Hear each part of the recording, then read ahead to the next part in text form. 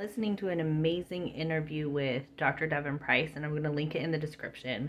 It goes through a bunch of information about being autistic, but also like information about being queer and some of the similarities and how to navigate relationships and like a lot of really cool stuff that I think is awesome. But the primary thing that I really want to make sure that people have access to is what he says about the liabilities of getting a formal autism diagnosis. And these were things that I had no idea were the case, but they really they make sense, of course.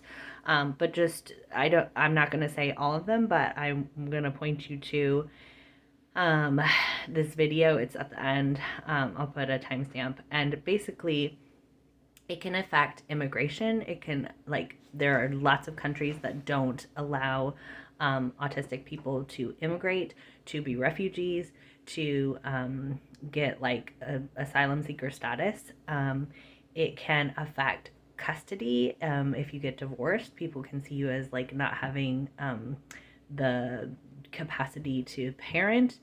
It can put you at risk of being put into a conservatorship if you have all of these are if you have like a legal diagnosis in your medical record of autism. So I'm not saying don't get a formal autism diagnosis, but it's really helpful to know that there are liabilities as well as potential benefits. And the benefits could be like getting accommodations in a school setting, and it could be getting accommodations in a workplace setting, which he talks about like are actually not as protective as maybe people have been led to believe, because a company could just decide like you're not a good fit for them work wise, and that disability status might not protect you anyhow. But I just thought this was a really valuable piece of information to add to the conversation, because the way that we have been trained to see the medical system and external authorities as so important in order to validate ourselves is, I think, a reason why a lot of people are like, I want to get a formal diagnosis so that I can feel like it's real. Um, and the framing that I think is really beautiful that Dr. Price gives is that, like, instead of looking for a diagnosis, like, look for, like, it's okay if you want to get a formal diagnosis. Obviously, it's your choice. But the question could be more not like, am I autistic? But like, what is it that I want to be able to do? Who is it that I want to be able to be in the world? And how does a diagnosis give me permission to do that? And maybe I just go ahead and give myself permission to do that. And I can share those things that I want to be able to do or say or feel to the people around me. And if they're like, I'm not going to support you in those things unless you have a formal autism diagnosis that you can prove to me that you deserve to receive those things from me, then that might be really helpful information about that relationship and how you want to proceed in that relationship. For example, if I'm like, hey, I really can't do overhead lights, can we keep those off when we're together? And someone's like, you're making that up. That's not a real thing. And we're going to turn the light on. I don't know why. There is like a flickering. Speaking of lights right now, because I do have an overhead light on. There's like a flickering of the light. Ah!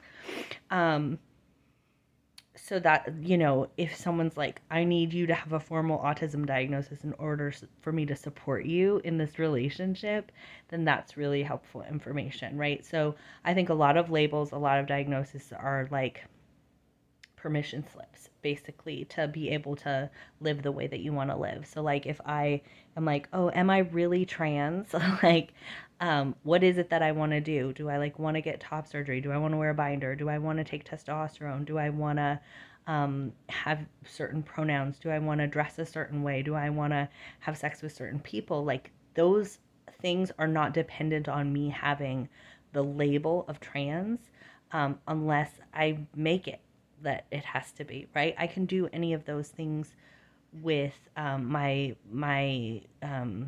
behavior, with my body, with my relationships, And a lot of us have been trained into this, like waiting for permission, waiting for the authority to like stamp of approval, right?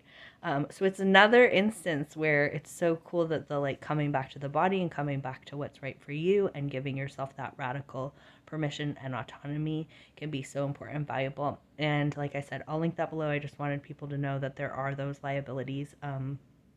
It's so interesting because they're actually also he mentioned like trying to work towards making it so that people who have an autism diagnosis can't transition or get gender affirming care because they like don't have the capacity to know themselves well enough.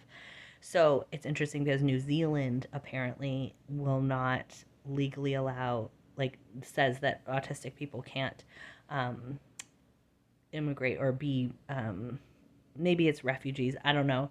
But it's so interesting because New Zealand is also the one that's apparently open for trans people, but like the rates of neurodivergence in queer and trans people are so incredibly high. So, oi. Anyways, just want to share that with you. I'll link it below. Love you all so much.